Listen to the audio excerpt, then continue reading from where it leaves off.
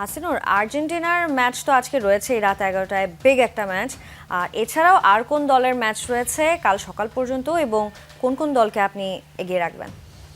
যথারীতি অনেকগুলো ম্যাচই আছে সকাল পর্যন্ত। আমরা একটু দেখাতে চাই কার কার খেলা আছে, এবং আর্জেন্টিনা ম্যাচ নিয়ে তো আমরা আলোচনা করেছি। এর বাইরে ফ্রান্সের একটা হাই ভোল্টেজ ম্যাচ আছে, হাই ভোল্টেজ ম্যাচ নয়, ফ্রান্সের ম্যাচ আছে, বড় দলের ম্যাচ। ফ্রান্সের খেলাটা আসলে আমরা একটু দেখাতে চাই, আমাদের কাছে তথ্য আছে আজকে কার খেলা। রাত 11টায় আর্জেন্টিনা অস্ট্রিয়ার ম্যাচ, এবং অবশ্যই এই ম্যাচে আর্জেন্টিনাকে এগিয়ে রাখতে হবে।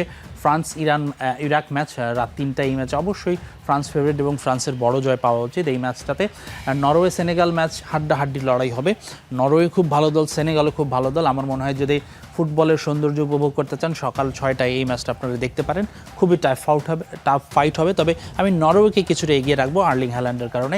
জর্ডান আলজেরিয়া ম্যাচে আমার মনে হয় দুই দলই সমান, কে জিতবে বা ড্রও হতে পারে। এইখানে আসলে দুই দুর্বল দলের লড়াই, গ্রুপের সবচেয়ে দুর্বল দুই দল।